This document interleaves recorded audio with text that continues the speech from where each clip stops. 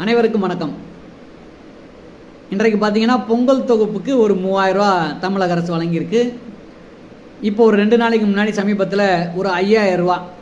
எதுக்காக அப்படின்னா கோடைக்கால சிறப்பு மகளிர் தொகை, உதவித்தொகை. ரொம்ப மகிழ்ச்சியாக இருக்குது. இதுக்கெல்லாம் காரணம் யார்? திமுகவா? கிடையாது. அதிமுக பாஜகவினுடைய பிரம்மாண்ட கூட்டணி தான்.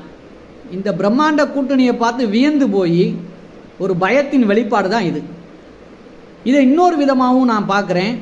அதாவது 5 ஆண்டு காலம் நிறைவடைய போகிறது. இந்த நேரத்தில் எதுக்கு இந்த மாதிரி செலவழிக்கணும், மக்களுக்கு இரக்கம் காட்டணும் அப்படிங்கிறத பழங்கால நாவல் ஒன்று, அதாவது ஷேக்ஸ்பியர்னு சொல்லி எல்லாத்துக்கும் தெரியும். William Shakespeare, the famous poet.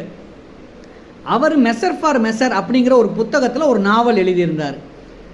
அதில் வர்ற வார்த்தைகள் தான் இதோட இம்பேக்ட் பண்ணுது. எப்படின்னா, பேய்கள் காட்டும் இரக்கம். பேய்கள் எதற்காக இரக்கம் காட்டணும் அப்படிங்கிறது எல்லாத்துக்குமே தெரியும்.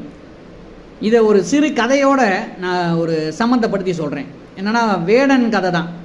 வேடன் எப்படி புறாவை பிடிக்கணுமோ இந்த வலையை விரித்து அது மேலே திணைகளை தூவி விட்டு ஒட்டு மொத்தமாக அந்த புறாவை பிடிச்சி கொண்டு போயிடுவான்.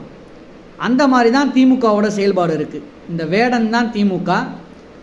அதில் அந்த வலையும் அந்த ஒரு திணைகளும் தான் இந்த கொடுக்கப்பட்ட பணங்கள், இந்த பொங்கல் தொகுப்பும் இந்த ஒரு தொகுப்பும். சரிங்களா?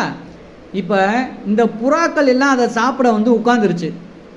இப்போ வேடன் நினச்சிக்கிட்டு இருக்கு, அதாவது திமுக நினச்சிக்கிட்டு இருக்காரு, ஸ்டாலின் ஐயானே வச்சுக்கிறோமே, அவர் நினச்சிக்கிட்டு இருக்காரு, மக்கள் எல்லாமே வசமாக மாட்டிக்கிடுவாங்க, நம்ம அடுத்தும் தேர்தலில் திரும்பி ஜெயிச்சு வந்துடலாம் அப்படின்னு சொல்லி அவர் ஒரு கணக்கு போட்டிருக்காரு.